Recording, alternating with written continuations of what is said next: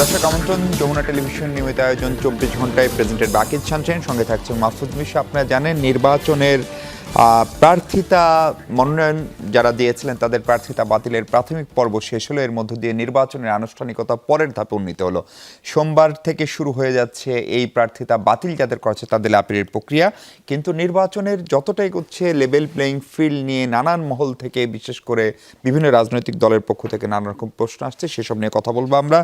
সেই সাথে বাংলাদেশের একজন দুর্দান্ত বোলার মুস্তাফিজ, যাকে ভারতের ক্রিকেট বোর্ড আনুষ্ঠানিকভাবে হায়ার করেছিল, তাকে ক্যান্সেল করেছে কেবলমাত্র উগ্রপন্থী কিছু ভারতীয় নাগরিকের আপত্তির কারণে। তার প্রতিফল হিসেবে বাংলাদেশ আদৌ আগামী বিশ্বকাপ ভারতে খেলবে কিনা সেটি নিয়ে চিন্তাভাবনা করছে। প্রাথমিকভাবে জানানো হয়েছে ভারতে বিশ্বকাপ হলে সেই বিশ্বকাপ খেলতে যাবে না বাংলাদেশ। আইসিসিকে আনুষ্ঠানিকভাবে ভেন্যু পরিবর্তনের দাবি জানানো হবে। এসব নিয়ে কথা বলবো আমরা। আমার সঙ্গে কথা বলার জন্য স্টুডিওতে এই মুহূর্তে আছেন সাংবাদিক ও বিশ্লেষক আমিরুল মমিন মানিক। মানিক ভাই, স্বাগত আপনাকে এবং কৃতজ্ঞতা আমাদের সময় দেওয়ার জন্য।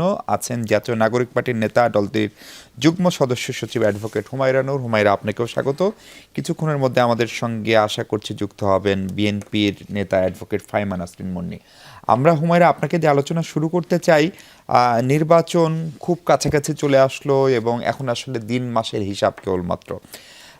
এই সময়ে অনেকের প্রার্থিতা বাতিল হলো, আমরা দেখলাম অনেক স্টার লোকজনের প্রার্থিতা বাতিল হয়েছে। সেটা আপনার দলের পক্ষে যেরকম আপনার দল ছেড়ে গিয়ে স্বতন্ত্র হলো, সেরকম জামাতের সিনিয়র নেতৃবৃন্দ আছেন, বিএনপির অনেকে আছেন। এখন গোলাম পরওয়ার সাহেব, জামাতের যিনি সেক্রেটারি জেনারেল, তিনি বলছেন উদ্দেশ্যমূলকভাবেই অনেকের প্রার্থিতা বাতিল করা হয়েছে এবং সম্ভবত যার প্রার্থিতা বাতিল করা হয়েছে যে দলেরই কেউই খুশি না। এখন আসলে কি নির্বাচন কমিশন সত্যি সত্যি টার্গেট করে কোনো প্রার্থিতা বাতিল করছে, নাকি এগুলোর আসলে কাগজপত্র, ছোটোখাটো কোনো সংকট, সিগনেচার না মেলা, ট্যাক্স রিটার্ন জমা না দেওয়া, এইসবের কারণেই হচ্ছে? এই ধরনের অভিযোগ কি নির্বাচন কমিশনকেও খানিকটা প্রশ্নের মুখে ফেলে কিনা? ধন্যবাদ মিশু ভাই আপনাকে। আমার সহ আলোচক এবং আজকে যারা আমাদেরকে দেখছেন সবাইকে সালাম এবং শুভেচ্ছা জানিয়ে শুরু করছি। দেখেন, আমরা শুরু থেকেই কিন্তু যখনই নির্বাচন নিয়ে আলোচনা হচ্ছিল বারবার করে আমরা একটা জিনিস এনশিওর করতে বলছিলাম, সেটা হচ্ছে নির্বাচন কমিশনের নিরপেক্ষতা এবং লেভেল প্লেইং ফিল্ড এনশিওর করা। এবং আপনি যে প্রশ্নটা করলেন সেই প্রশ্নটার মূল কারণটা কি, যে আমরা আসলে নিরপেক্ষতা দেখতে পাচ্ছি কিনা সেটাই তো জানতে চাওয়া না। এখন নিরপেক্ষতার জায়গায় আমাদের প্রচণ্ড সংকট আমরা বোধ করছি। সেইটা আপনি আমার দলের প্রার্থীর ক্ষেত্রে যদি বলেন সেইটাও বিবেচনা করে আমি উত্তরটা দিতে পারি, আবার অন্যদের এক্সাম্পল দিয়েও দিতে পারি। ধরেন আমি যদি গতকালকের একটা ঘটনা আমি যদি মেনশন করি, যেমন মাহমুদুর রহমান মান্না সাহেব 2টা জায়গায় ওনার মনোনয়নপত্র জমা দিয়েছেন। একটা জায়গায় ওনার মনোনয়নপত্র বাতিল ঘোষণা হয়েছে, আরেকটা জায়গায় মনোনয়নপত্র বৈধ ঘোষণা হয়েছে। আপনি লজিকটা দেখান যে যিনি বাতিল করেছেন তার জন্য গ্রাউন্ড একটা, আর যিনি যেই নির্বাচন কমিশনার বলেছেন যে এটা বৈধ তার জন্য কি নিয়ম আলাদা? মানে দুই জায়গাতে একই কাগজপত্র জমা নাও হতে পারে হুমায়রা। মানে ধরেন আপনার দু জায়গায় তো উনি একই রাজনৈতিক দল, একই সেট অফ ডকুমেন্ট উনার নলেজে আছে যে কি দিতে হবে কি দিতে হবে না, হলফনামায় কি লিখতে হবে কি লিখতে হবে না। তাহলে ধরেন মানে যেই জায়গায় অবৈধ ঘোষণা করেছে আমরা যেটা জানতে পেরেছি, সেখানে উনার ঋণ খেলাপির একটা অভিযোগ এসছে। এইটা আমরা রিসেন্টলি যেটা দেখতে পেরেছি যে 29 তারিখ লাস্ট দিন, যেই দিন মনোনয়নপত্র দাখিলের ব্যাপার ছিল, সেই দিন উনি আপিলের ডিভিশন থেকে উনি সেই ইয়েটা নিয়েছিলেন, স্টে অর্ডারটা নিয়েছিলেন এবং সেই অনুযায়ী উনি নির্বাচন কমিশনে উনার মনোনয়নপত্রটা দাখিল করেছেন। এখন দেখেন ঋণ খেলাপির যে বিষয়টা, সেইটা স্টে অর্ডার নিয়ে আপনি একজনের বিষয়ে এই যে স্ট্যাটাসটা যে ঋণ খেলাপি, সেই স্ট্যাটাসটা আপনি স্টে করে হাইকোর্ট থেকে অর্ডার নিয়ে আপনি এটা স্থগিতাদেশের সাথে আপনি ইউ ক্যান মুভ ফরওয়ার্ড।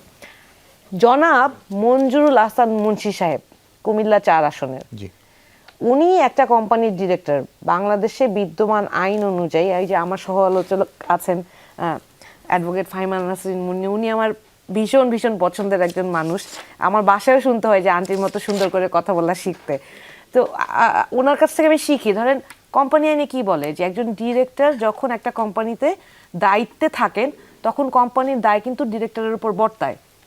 এখন যেই ভদ্রলোক, তার কোম্পানির দায় আছে, তার উপর তো সেই দায়টা বর্তায়। এখন হলফনামায় আপনাকে তো সেই সত্যটা উল্লেখ করতে হবে। আপনার নামে যদি আপনি একটা স্টে অর্ডার নিয়ে থাকেন, ধরেন স্টে অর্ডার নিয়ে আপনি এই দায়টা বিষয়ে আপনি স্থগিতাদেশ পেয়েছেন, কিন্তু সেটা তো আপনাকে হলফনামায় উল্লেখ করতে হবে।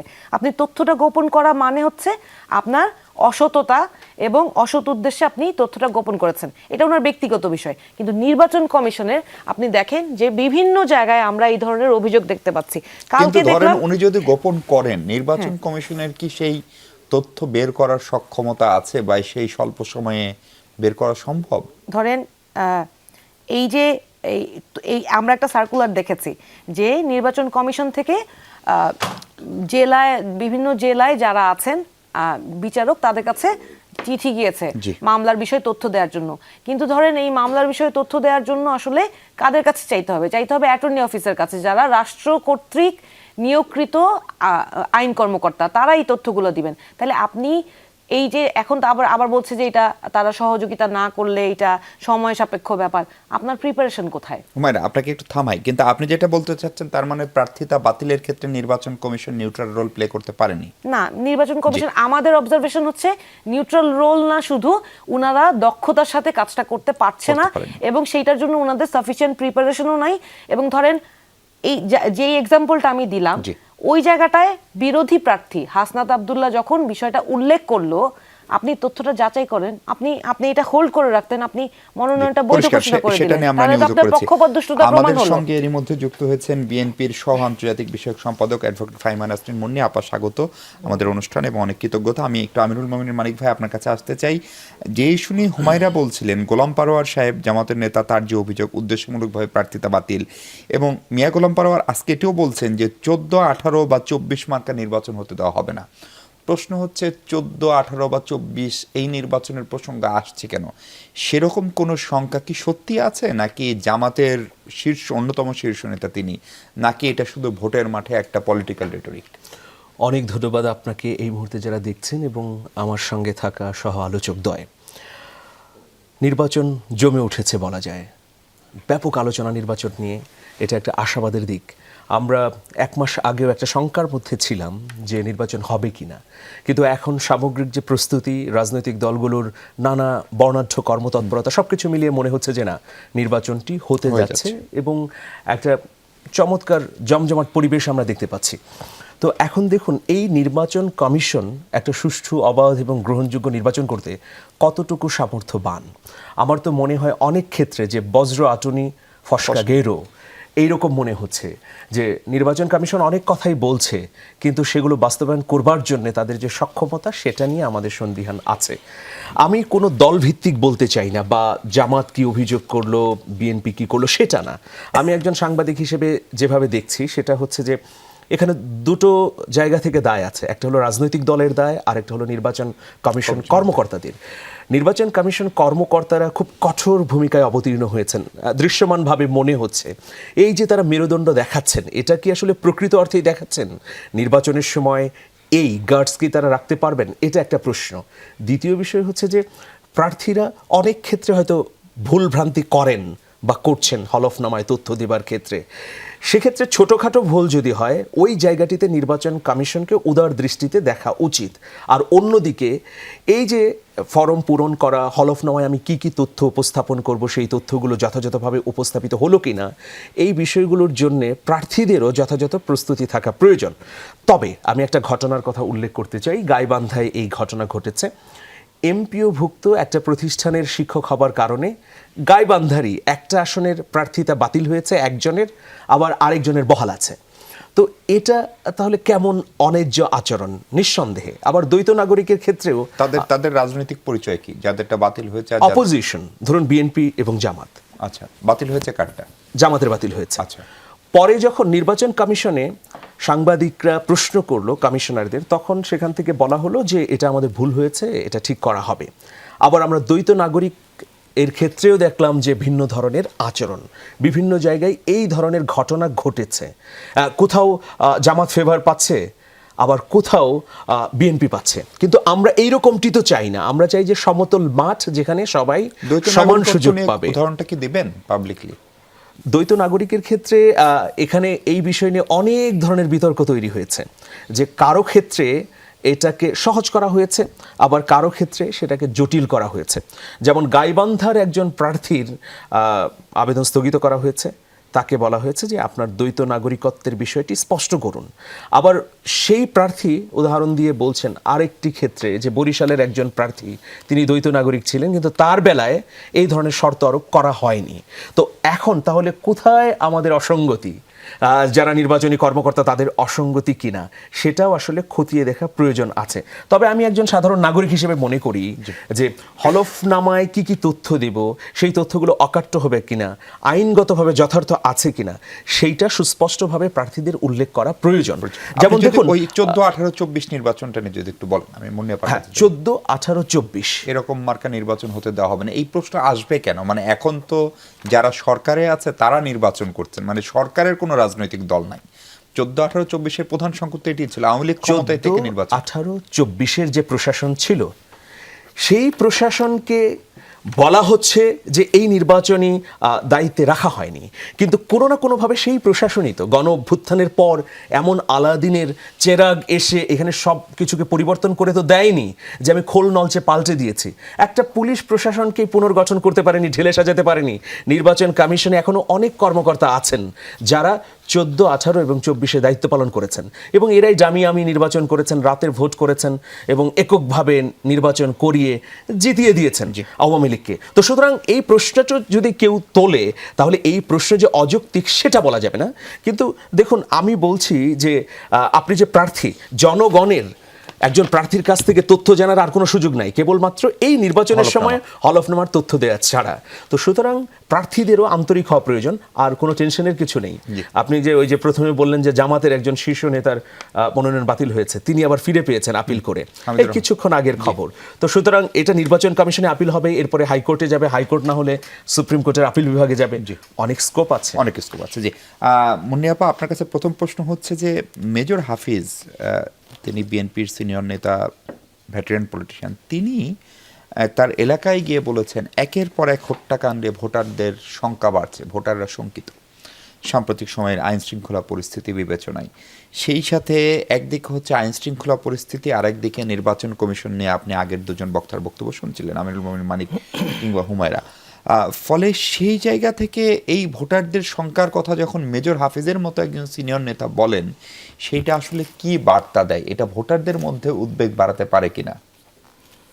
আপনাকে ধন্যবাদ, এবং সেই সাথে আমি একটু দেরি হয়ে গেছে সেই জন্য দুঃখ প্রকাশ করছি। না, আমি সেটা মনে করি না। এটা যে কমেন্টটা করেছেন উনি আমাদের অত্যন্ত সিনিয়র একজন নেতা। ল অ্যান্ড অর্ডার নিয়ে তো আমরা সবসময় কথা বলছি যে ল অ্যান্ড অর্ডার এটা যদিও এই 17-18 মাসে দরকার ছিল আর একটু স্টেবল হওয়া, কিন্তু আনফর্চুনেটলি সেটা হয়নি সেইভাবে। তো তার অর্থ এটা না যে নির্বাচনে আর শঙ্কা, বিষয়টা সেটা না। নির্বাচন হতে হবে, নির্বাচন এটা বাংলাদেশের মানুষের যে গণতান্ত্রিক সাংবিধানিক যে অধিকার, নির্বাচনের মাধ্যমে নিজের জনপ্রতিনিধিকে বেছে নেওয়া, যেমনটা আমরা 2008, 14 রাতের ভোট, 18, 14তে তো বিনা ভোটের এমপি ছিল 153 জন, আর 18 রাতের ভোট, 24-এ ডামি মামু মার্কা একটা নির্বাচন। কাজেই বাংলাদেশের মানুষ, তরুণ ভোটার 5 কোটির ওপরে, তারা ভোট কি জিনিস সেটা তারা জানে না। কাজেই ভোট এটা একটা উৎসবের আমেজ নিয়ে আসে সত্যিকার অর্থে যখন ভোট হয়। আমরা শুধু আশা করি যে যেহেতু আমরা 3টা নির্বাচন চোখের সামনে দেখেছি, কোনো নির্বাচনের দন্তান্নও তার মধ্যে ছিল না। একটা নিরপেক্ষ নির্বাচন আমাদের আকাঙ্ক্ষা।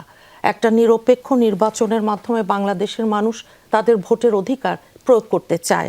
একটা সুষ্ঠু নির্বাচন, সমতল, যেখানে মাঠ হবে, যেখানে কারো দিকে হেলে থাকবে না, যেটা অতীতে ফ্যাসিবাদ স্বৈরাচারের দোসর যারা একদলীয় কর্তৃত্ববাদী তারা দেখিয়েছে আমাদের বারবার চোখ। যেই কারণে আপনার গুমের প্রতিবাদ হিসেবে বলেন 5ই আগস্ট যেটা হয়েছে, গণ অভ্যুত্থান, হাজার হাজার ছাত্র জনতার যে রক্তের ঋণ সেটা শোধ করতে হবে। এটা করতে হলে গণতন্ত্র ফিরিয়ে আনা, আপনার ভোটের অধিকার ফিরিয়ে আনা, নির্বাচন হওয়া, আইনের শাসন, মানবাধিকার। কিন্তু আপা, এখন যা যা অভিযোগ আসছে তার বেশিরভাগ অভিযোগ আপনার দলের বিরুদ্ধে। ধরেন হাসনাত আব্দুল্লাহ অভিযোগ করছেন কুমিল্লার ঘটনায় যে একটা ডিজাইন নির্বাচনের চেষ্টা চলছে, যেহেতু সরকারি দল বলে কোনো দল আসলে নাই, এবং বিএনপির প্রধানতম দল, বিএনপির একাধিকবার রাষ্ট্র পরিচালনার অভিজ্ঞতা রয়েছে, বিএনপির জনপ্রিয়তা বেশি, ফলে এই ডিজাইন নির্বাচনের যে চেষ্টা, সেই চেষ্টা হাসনাত আব্দুল্লাহ আসলে কার বিরুদ্ধে করলেন সেটা আমি তো সেটা বুঝতে পারছি না, কারণ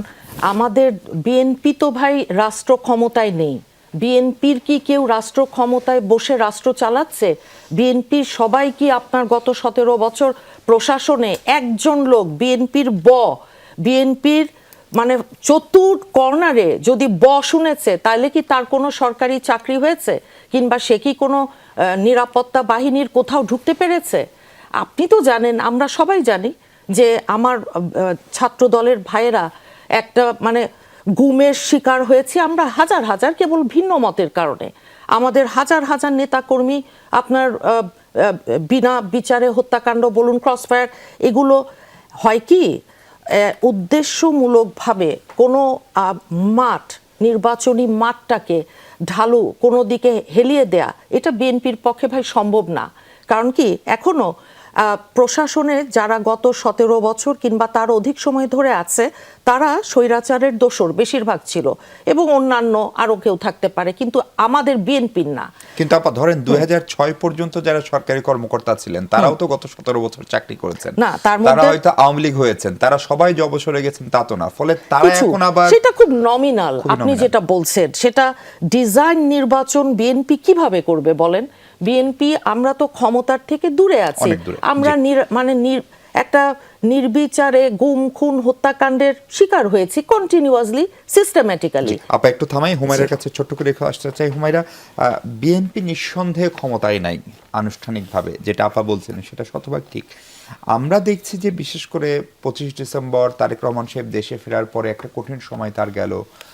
বিএনপি চেয়ারপারসনের মৃত্যু, সেটা পুরো দল না পুরো দেশে একটা রাষ্ট্রীয় শোক চললো, বিএনপির দলীয় শোক শেষের পথে। কিন্তু আমরা দেখছি দেশের সব সম্পাদক, সাংবাদিক, ব্যবসায়ী, উদ্যোক্তা সবাই তারেক রহমানের সঙ্গে সাক্ষাৎ করেছেন। আজকে শীর্ষ ব্যবসায়ীরা সবাই সাক্ষাৎ করেছেন। তার আগে প্রধানমন্ত্রী শেখ হাসিনার সঙ্গে সাক্ষাৎ করতেন, হয়তো 1 নম্বর 2 নম্বর লোকটা শুধু পরিবর্তন হচ্ছে, তাদের দাবি প্রায় একই রকম। তারা এটা চান না, অথবা এটা চান। ফলে মানে বিএনপি ক্ষমতায় চলে গেছে এরকম একটা আবহ সবার মধ্যে, এবং সেটা হওয়াটাই তো স্বাভাবিক। সেটা নিয়ে আপনাদের আপত্তিটা আসলে কোথায়? আপনি যে কথাটা বললেন সেই কথাটা, যে প্রশ্নটা সারমর্ম হচ্ছে যে তারেক রহমান অঘোষিত প্রধানমন্ত্রী, এটা মেনে নিতে আপত্তি কোথায়? আপত্তিটা হচ্ছে জনগণ সিদ্ধান্ত নিক। জনগণ সিদ্ধান্ত নিয়ে উনাকে বসাবে ক্ষমতার চেয়ারে, নাকি নাহিদ ইসলামকে বসাবে, সেটা জনগণ ডিসিশন নিক। জনগণ আগে ডিসিশন নিবে, তারপর সেই অনুযায়ী যাকে যার ক্ষমতা অনুযায়ী তাকে তার কাজ করতে দিতে হবে। তার আগেই যদি প্রশাসন থেকে শুরু করে মিডিয়া এবং সমস্ত কাঠামো, আইনজীবী, ব্যবসায়ী, আইনজীবীদের কথা তো আগেই বলেছি যে ধরেন entire attorney office is already taken over by a particular party. আমি তাদের যোগ্যতা নিয়ে কখনোই প্রশ্ন করি নাই, কিন্তু অবশ্যই সেখানে একটা সংখ্যাগরিষ্ঠ প্রভাব এবং দখলদারিত্ব একটি বড় রাজনৈতিক দলের আছে, এবং যাদেরকে আপনারা আশা করছেন যে এই যে বললেন যে অঘোষিত প্রধানমন্ত্রী যিনি, আমি বলি নাই, কিন্তু আমি বলেছি, কারণ আপনার প্রশ্নটার সামারিটা হচ্ছে আমরা মেনে নিতে অসুবিধা কোথায়। দুঃখটা এখানে না, উনি প্রধানমন্ত্রী হলে আমাদের কোনো অসুবিধা নাই, কিন্তু সেটা জনগণকে সিদ্ধান্ত নিতে হবে। বরাবর আমরা যেই কথাটা বলে এসছি, যে সংস্কারের কথাটা বলে এসছি, সেটা হচ্ছে প্রশাসনিক কাঠামো সংস্কার, আইন শৃঙ্খলা বাহিনীর সংস্কার। সংস্কারটা কোন জায়গায়? সেটা হচ্ছে এই যে প্রশাসন বলেন, এই যে আইন শৃঙ্খলা বাহিনী বলেন, তারা জনগণের পারপাস সার্ভ করতে হবে, জনবান্ধব হইতে হবে। বারবার যখনই আপনি একটা রাজনৈতিক দল সরকার ক্ষমতায় যখন যায় এবং তাদেরকে সার্ভ করার জন্য তাদের দিকে যখন এই মিডিয়া, প্রশাসন, আইন শৃঙ্খলা বাহিনী হেলে পড়ে, তখন সাধারণ মানুষ বঞ্চিত হয়। আজকে এই যে এতগুলো মানুষকে পুলিশ গুলি করলো আইন শৃঙ্খলা বাহিনী, এবং তারা বলতে চাচ্ছে যে শেখ হাসিনার নির্দেশে করেছে। যদি আমাদের পুলিশ প্রশাসন এই নিয়মে চলতো যে তারা জনবান্ধব পুলিশ প্রশাসন হবে, তাহলে তো তারা শেখ হাসিনার এই নির্দেশের সাথে সাথে প্রশ্ন করতো না যে অন্ধভাবে তারা এই নির্দেশনাটা মানাটা উচিত হবে কিনা। এইটা একটা জিনিস। আবার ধরেন যদি মানুষের আজকে যেমন কি হইলো যে ধরেন কারণ বাজার এলাকায় বসুন্ধরা সিটির সামনে যে মোবাইল ব্যবসায়ীরা যে আন্দোলন করছিলেন, ধরে নিলাম ওনাদের আন্দোলনের যৌক্তিকতা ন্যায় অন্যায়ের জায়গা আছে, ধরেই নিলাম, কিন্তু একটা জিনিস আমার খুবই অন্তরে ব্যথা লেগেছে, সেটা হচ্ছে একটা ছোট শিশু 2-3 বছরের একটা বাচ্চা তাকে একজন কোলে বাবার কোলে, পুলিশ তাকে বাচ্চাটা সহ হেঁচড়ায় এইরকম করে হেঁচড়ায় নিয়ে যাচ্ছে। কেন ভাই? এই দৃশ্য দেখার জন্য কি আমরা মানে এই অভ্যুত্থান হয়েছিল? আপনি এখন তো অন্তত এই সংশোধনীটা খুবই জরুরি ছিল। আমরা বারবার এই কথাটাই বলছি। একটু আগে ভাই বলছিলেন যে নির্বাচন কমিশনের যে কথাটা বলছিলেন, যে নির্বাচন কমিশন 14, 18 এবং 24-এর আমি দামি নির্বাচনের কথাটা কেন আসে, এবং সেটার কারণ উনি উল্লেখ করেছেন যে একই ধরনের লোক, আসলে শুধু লোক না, ওই আইনটাই তো শেখ হাসিনার বানানো নির্বাচন কমিশন গঠনের যে আইনটা, ওইটা নিয়েও কিন্তু আমরা বারবার বলেছি, তার মানে সেই সংস্কারটাও হয়নি, সেটাও হয় নাই। আপনাকে একটু থামাই মানিক ভাই, আপনাকে একটা প্রশ্ন রেখে বিরতিতে যেতে চাই। সেটা হচ্ছে যে ধরেন আগে রাষ্ট্রের নেতৃত্ব দিয়েছে বা সরকারের নেতৃত্ব দিয়েছে বেগম জিয়ার মৃত্যুর পরে এরকম কোনো নেতা আমাদের নাই, মানে সরকার প্রধান হিসেবে থাকার। সেই জায়গায় বিএনপির দল হিসেবে অভিজ্ঞতা থাকার কারণেই বিএনপির প্রতি রাষ্ট্র পরিচালনার অভিজ্ঞতা, সেই কারণে মানুষ একটু পার্শিয়াল আচরণ করছে কিনা, মানুষ মানে যারা ম্যাটার করে, ধরেন সম্পাদক পরিষদ বলি, প্রেস ক্লাব বলি, সম্পাদকরা বলি, ব্যবসায়ী নেতারা বলি, আইনজীবী, সেটা করছে কিনা, এটি একটি জায়গা। দ্বিতীয় জায়গা হচ্ছে ভোটে জিতলে আসলে জামাতের জোট জিতে প্রধানমন্ত্রী কে হবেন সেই বিষয়টাও খানিকটা অস্পষ্ট থাকায় যারা তাদেরকে একটু সমীহ করতেও চান তারা সঠিক লোকটি খুঁজে পেতে ব্যর্থ হচ্ছেন কিনা সেই প্রসঙ্গে আলাপ করবো আমরা। দর্শক, তার আগে ছোট্ট একটা বিরতি নিই। দর্শক, বিরতির পর স্বাগত আরেকবার। আমরা কথা বলছি আমিরুল মোমিন মানিকের সঙ্গে। মানিক ভাই, আপনার কাছে প্রশ্ন ছিল যে মানে জামাতের নেতৃত্বাধীন যে জোট, জামাত, এনসিপি, ইসলামী আন্দোলন, তারা কি আসলে মূল ক্যারেক্টারটাকে ফাইন্ড আউট করতে এখন পর্যন্ত ব্যর্থ হলো? অর্থাৎ জামাত জোট যদি জিতে তাহলে তাদের প্রধানমন্ত্রী প্রার্থী কে হবেন সেটা না থাকার কারণে কি এই যে আমাদের প্রভাবশালী যারা ম্যাটার করে, ব্যবসায়ী, সম্পাদক, সবাই তারেক রহমানের দিকে বেশি ঝুঁকছেন? আমরা গত 16 বছরই একটা ন্যারেটিভ শুনে এসেছে যে বিকল্প নেই, অমুকের বিকল্প নেই বলে রাষ্ট্র চালানোর কেউ নেই। কিন্তু এই গণ অভ্যুত্থানের সময় দেয়ালে দেয়ালে ছাত্র জনতা লিখে দিয়েছিল বিকল্প কে। এর উত্তর লিখেছে ছাত্র জনতা, তুমি, আমি, আমরা। একজন কৃষকের ছেলেও যেন প্রধানমন্ত্রী হতে পারে, এই রাষ্ট্রের নাগরিক হিসেবে আমার আপনার সবারই রাষ্ট্র পরিচালনার স্বপ্ন দেখা অবৈধ নয়, বা ন্যায্যতা আছে এর মধ্যে, নিঃসন্দেহে যৌক্তিকতাও আছে অবশ্যই। তো সেই জায়গা থেকে দেখুন, আমি যদি আগে সেট করে রাখি যে প্রধানমন্ত্রী ইনি হবেন, প্রধানমন্ত্রী তিনি হবেন, এই সব সেটের বাইরে যদি আমরা চিন্তা করি যে না, যে কেউ প্রধানমন্ত্রী হতে পারেন, একটা রাজনৈতিক দলের প্রধান তিনিই প্রধানমন্ত্রী হবেন, এমনটি হওয়া উচিত নয় বলে আমি মনে করি। এই প্রধানমন্ত্রী কে হবেন সেটা নির্ধারিত হবে সেই রাজনৈতিক দলের প্রতিনিধিদের দ্বারা। এখন দেখুন, আমি একটা ছোট্ট এক্সপিরিয়েন্স বলি। কদিন আগে নির্বাচন কমিশনে এরকম একটা ঘটনা ঘটেছে। সংসদীয় আসন নিয়ে একটা শুনানি ছিল, সেখানে ব্যারিস্টার রুমিন ফারহানা ছিলেন এবং এনসিপির আতাউল্লাহ ছিলেন। হঠাৎ করেই দুই নেতার সমর্থকদের মধ্যে হাতাহাতি শুরু হয়ে গেল। ওইখানে প্রধান নির্বাচন কমিশনারও উপস্থিত, পুলিশ আছে, পুলিশের বিশেষ টিম সেখানে উপস্থিত। কিন্তু অবাক ব্যাপার, কেউ এই মব পরিস্থিতিকে নিয়ন্ত্রণ করার জন্য এগিয়ে এলো না, আইন শৃঙ্খলা রক্ষাকারী বাহিনীর সদস্যরা। আমি অবাক হয়ে গেলাম, কারণটা কি? তখন আমার মনে হলো যে এই পুলিশ মনে করছে যে আমি যদি এনসিপিকে বাধা দেই তাহলে এই সরকার রুষ্ট হতে পারে, কারণ এই সরকার এনসিপি সমর্থিত। আবার অন্যদিকে আমি যদি বিএনপির নেতাকর্মীদের বাধা দেই তাহলে বিএনপি ক্ষমতায় আসলে তো আমি বিপদে পড়ব। তো এই রকম মেরুদণ্ডহীন প্রশাসন দিয়ে আমরা আসলে কোনো কিছুই প্রত্যাশা করতে পারি না। আমি দুটো ইতিবাচক দিক দেখছি। একটা হচ্ছে তারেক রহমানের ক্ষেত্রে, দেখুন, সাবেক প্রধানমন্ত্রী বেগম খালেদা জিয়া মৃত্যুবরণের পর বিএনপির সাংগঠনিক কাঠামো অনুযায়ী তিনি কিন্তু স্বয়ংক্রিয়ভাবে চেয়ারম্যান হয়ে গেছেন, একদিনের ভিতরে আনুষ্ঠানিক ঘোষণা। কিন্তু তিনি এখনো লিখছেন না। কেন লিখছেন না? দলগতভাবে ঘোষণা আসার জন্য অপেক্ষা করছেন। এই অপেক্ষার মধ্যে একটা চমৎকার সৌন্দর্য আছে। আবার ওই যে জামাতের আমি ডাক্তার শফিকুর রহমান যে বলেছেন, যখন সাংবাদিকরা তাকে প্রশ্ন করেছে যে প্রধানমন্ত্রী কে হবে আপনাদের জোটে, তখন তিনি বলেছেন যে যদি আমরা সংখ্যাগরিষ্ঠ আসন পাই তাহলে সব রাজনৈতিক দল জোটভুক্তরা বসে সিদ্ধান্ত নেব। এই ধরনের মানসিকতাকে আমি ইতিবাচক হিসেবে দেখি।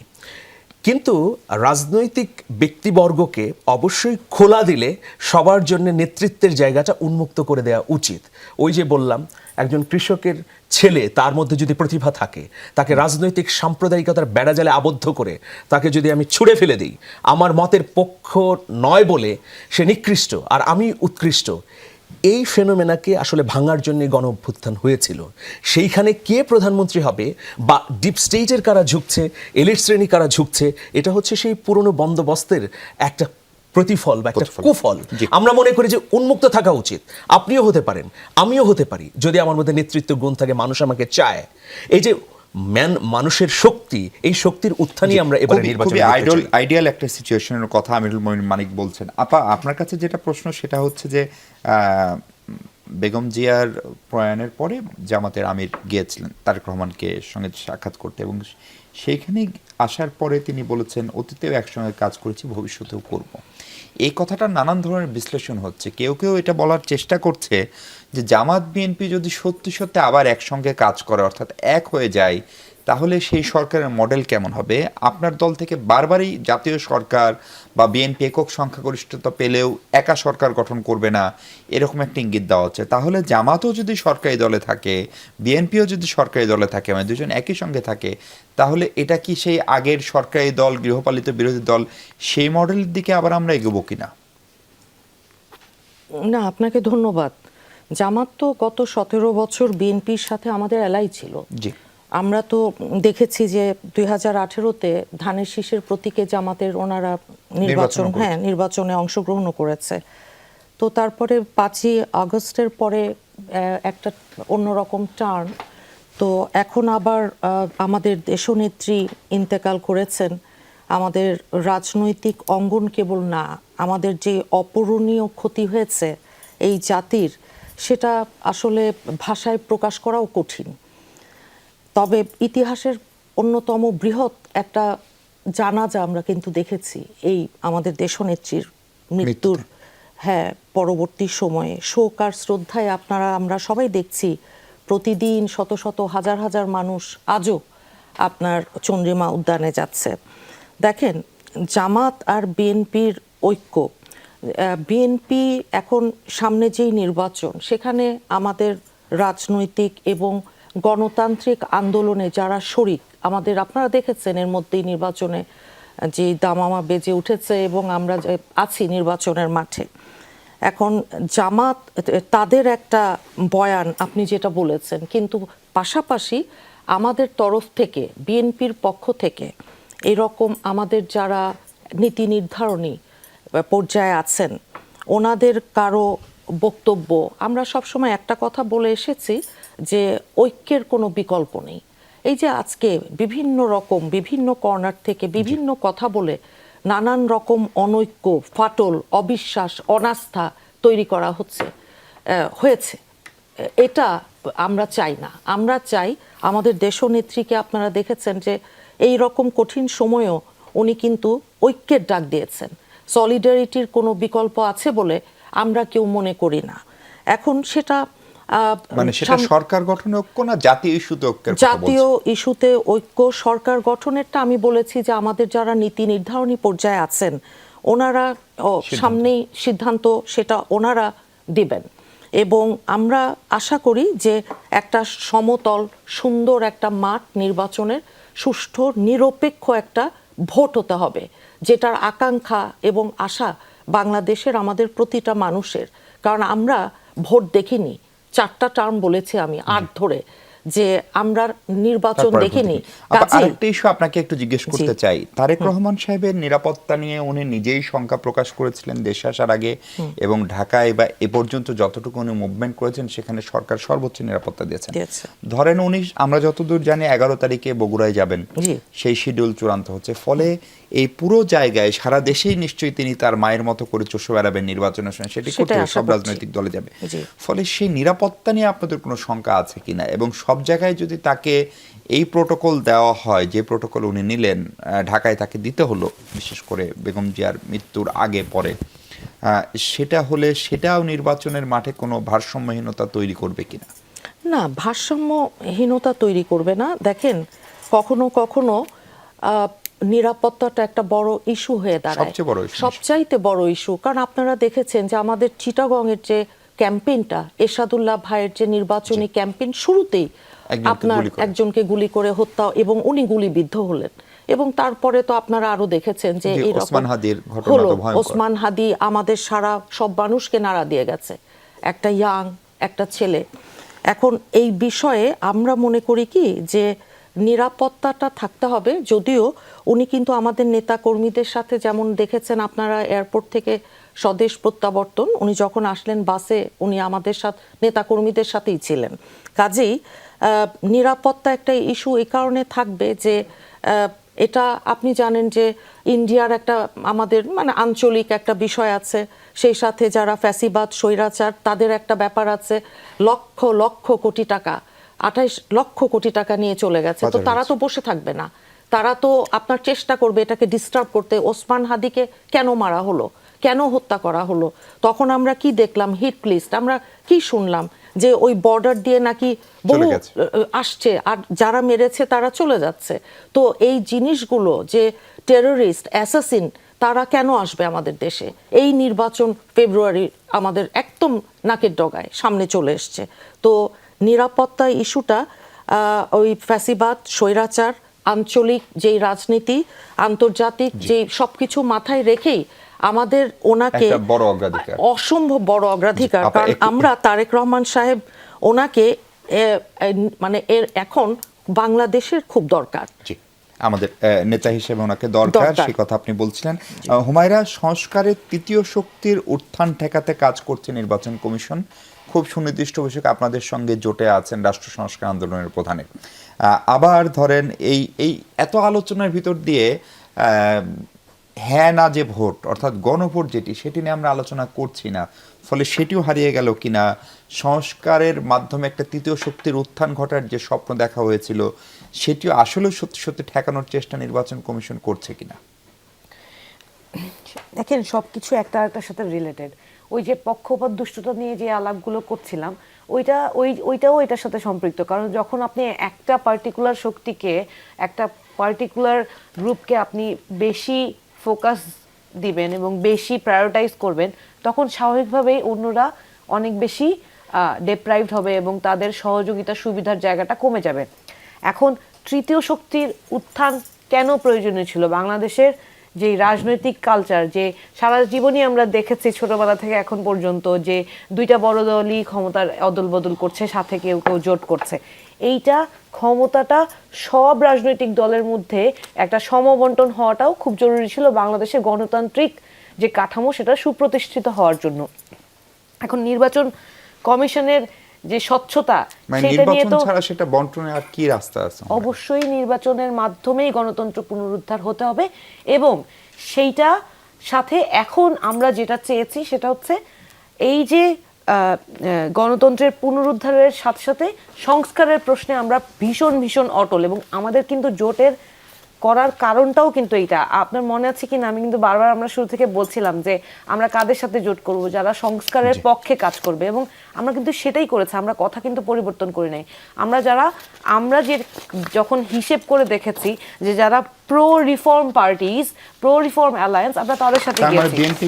বিএনপির চেয়ে জামাত সংস্কারের পক্ষে বেশি কাজ করছে এই বলে জায়গাটা এনসিপি মনে করে। আমি এক্সপ্লেইন করতে চাই। সেটা হচ্ছে, ধরেন সংস্কারের যে আলোচনাটা হয়েছে ঐক্যমত্য কমিশনে, সেকেন্ডে শেষ করতে তারপরে জুলাই সনদ স্বাক্ষর হয়েছে। এখন আমরা যখন মাঠে গিয়েছি, অনেকে এটা অস্বীকার করতে চায়, কিন্তু যখন মাঠে গিয়েছি স্পষ্টভাবে দেখতে পাচ্ছি যে ভোটারদের মধ্যে আমাদের দল থেকে আমরা কি চেষ্টা করি যে গণভোটের যে প্রশ্নগুলো আছে সেগুলো সহজভাবে কি কি সংস্কার চাই, এটা কেন প্রয়োজন, এইটা বুঝিয়ে বলার সিদ্ধান্ত মানুষ নেবে, হ্যাঁ দিবে না না দিবে। কিন্তু কেউ কেউ চেষ্টা করছে এই 4টা প্রশ্নকে এমন জটিল প্যাচ দিয়ে কোশ্চেন গুলাকে নিয়ে কথা বলার যাতে মানুষ কনফিউজ হয়ে না দিকে যায়। জি, এইটা পরিষ্কার। দুঃখজনক। তাতে করে আপনার অবস্থানটা স্পষ্ট বোঝা যায় যে আপনি নায়ের দিকে মানুষের মতামত নেওয়ার চেষ্টা করছেন, যেটা দুঃখজনক। বাংলাদেশে একটা অভ্যুত্থান হয়েছে সংস্কারের জন্য, সেই সংস্কার যদি না হয় তাহলে এই ফ্যাসিবাদী কাঠামো কোনোদিন বিলুপ্ত হবে আমির না। মোমিন মানিক, আপনি একটু ছোট করে বলবেন কিনা, সত্যি সত্যি আসলে তৃতীয় শক্তির উত্থান কি ঠেকানো সম্ভব? ধরেন নির্বাচন কমিশন যদি চায়ও, সেটি একটা জায়গা। এবং গণভোট নিয়ে এখন পর্যন্ত, আজকে পর্যন্ত দলগুলোর, গণমাধ্যমের, অন্যান্য যারা স্টেক হোল্ডার, তাদের আলাপ আলোচনায় গণভোটটা একটু কম গুরুত্ব পাচ্ছে বা আস্তে আস্তে হারিয়ে যাচ্ছে কিনা? প্রথম বিষয়ে যেটি বললেন যে তৃতীয় শক্তির উত্থান, তৃতীয় শক্তির উত্থানের আর সম্ভাবনা নেই এই নির্বাচনে, অন্তত অঙ্কুরেই বিনষ্ট হয়ে গেছে। কারণ যে স্বপ্নটা এনসিপিকে ঘিরে তৈরি হয়েছিল নানা জটিলতার কারণে বা নানা সামর্থ্যহীনতার কারণে এনসিপি সেটা পারেনি। এখন কি দুটো বলয়, একটি হচ্ছে বিএনপির নেতৃত্বে আর অন্যটি হচ্ছে জামাতের নেতৃত্বে। বাংলাদেশ দুভাগে বিভক্ত হয়ে গেছে এই নির্বাচনকে সামনে রেখে। সুতরাং এই নির্বাচন উপলক্ষে তৃতীয় শক্তির উত্থানের তো প্রশ্নই আসছে না, এটা স্পষ্ট পরিষ্কার। আর দ্বিতীয় যে বিষয়টি বললেন গণভোটের বিষয়টা, গণভোটের বিষয়ে সরকারের পক্ষ থেকে নানা ধরনের প্রচারণা শুরু হয়েছে, কিন্তু আমার কাছে সেটা খুবই অপ্রতুল মনে হয়েছে। তবে গণভোটে হ্যাঁকে বিজয়ী করতেই হবে, কারণ আমাদের যে আকাঙ্ক্ষা, মিনিমাম আকাঙ্ক্ষা, সেটা যদি আমরা বাস্তবায়ন করতে চাই তাহলে হ্যাঁ ভোটকে বিজয়ী করতে হবে। কিন্তু দলগুলো সে তৎপরতা দৃশ্যমান এখন। রাজনৈতিক দলগুলো নিজেদের বিজয়ী করবার জন্য চেষ্টা করছে। এখনো আমি দেখছি না যে কোনো রাজনৈতিক দল আটঘাট বেঁধে নেমেছে যে হ্যাঁকে বিজয়ী করতে হবে আমার প্রার্থীর পাশাপাশি। কিন্তু এটা জরুরি। নতুন বাংলাদেশের স্বপ্ন যদি আমরা সামান্যতম জিইয়ে রাখি তাহলে এইখানে খুবই গুরুত্বপূর্ণ ব্যাপার যে হ্যাঁকে বিজয়ী করতে হবে। এবং আমি মনে করি আমার ক্ষুদ্র অবজারভেশনে যে যারা হ্যাঁর পক্ষে থাকবে তারা খুব ইতিবাচক ফলাফল করবে। জি জি, আমরা আবার একটা বিরতি নিই দর্শক, একটু পরে ফিরছি। ফিরে আমরা কথা বলতে চাই বাংলাদেশ ভারত ক্রিকেট নিয়ে যে টানাপোড়েন এবং ভারতের যে স্বেচ্ছাচারী আচরণ সেই প্রসঙ্গে। আমাদের সঙ্গে থাকুন দর্শক। আরেকবার স্বাগত 24 ঘন্টায়। আমরা কথা বলতে চাই এ পর্যায়ে ক্রিকেটেও কূটনীতি ও রাজনীতি এই প্রসঙ্গে। আপা, আপনি নিশ্চয় জানেন যে ভারত আমাদের নিকটতম প্রতিবেশী, একটা বিশাল সীমানা। কদিন আগে বিশেষ করে বেগম জিয়ার কে শেষ শ্রদ্ধা জানাতে ভারতের পররাষ্ট্রমন্ত্রীকে পাঠালো, সেটাকে বাংলাদেশ গুড জেস্টার হিসেবে দেখলো। দক্ষিণ এশিয়ার মোটামুটি সব দেশের নেতারা এসেছিল। আমাদের কাছে মনে হলো বাংলাদেশ ভারত সম্পর্কে যে টানা পড়েন তার বিপরীতে যে একটা ওয়ার্কিং রিলেশন দরকার, সেটা বোধ করি ঠিক হলো। কিন্তু তার ঠিক 2-3 দিনের মাথায় মোস্তাফিজ, আমাদের দারুণ ক্রিকেটার, তাকে ভারতীয় একটি দলের হয়ে এসে রীতিমতো নির্বাচিত হয়েছিল অ্যাডভান্স নিয়ে, তার যাওয়াটা ক্যান্সেল করা হলো, তার খেলাটা ক্যান্সেল করা হলো বাংলাদেশের একজন প্লেয়ারকে। এবং ভারতের সাধারণ জনগণের সিদ্ধান্ত বা চাওয়া নিশ্চিতভাবে এটা না, উগ্রপন্থী কিছু গোষ্ঠী বিক্ষোভ বিদ্রোহ করছে। তারপরে এটা আসলে কি বার্তা দেয় আপা? এটা খুব ফ্রেন্ডলি কোনো বার্তা তো দিচ্ছে না। এটা তো উচিত ছিল যে মুস্তাফিজ খেলা, এই খেলার ভিতর রাজনীতিটাকে কে আনলো?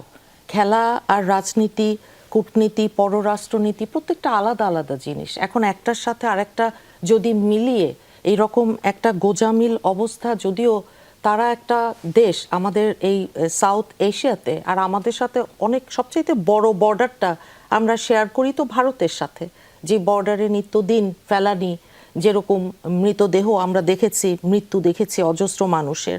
কিন্তু আজকে এই ভূ রাজনীতি যেটা আছে আঞ্চলিক এই এরিয়াটাতে, সেখানে এটা অত্যন্ত অনাকাঙ্ক্ষিত আমি বলবো, এবং খুব নেতিবাচক একটা অত্যন্ত নেতিবাচক একটা বার্তা দিয়েছে। আপনি দেখেন শ্রীলঙ্কাতে অ্যান্টি ইন্ডিয়ান সেন্টিমেন্ট আমরা দেখেছি, মালদ্বীপে যে প্রেসিডেন্ট হয়েছে মুইজ্জা, ওনারও অ্যান্টি ইন্ডিয়ান সেন্টিমেন্টে, ইভেন নেপালে, একটা মাত্র হিন্দু রাষ্ট্র কিন্তু নেপাল, সেখানেও কিন্তু আমরা দেখেছি যে অ্যান্টি ইন্ডিয়ান সেন্টিমেন্ট কাকে বলে।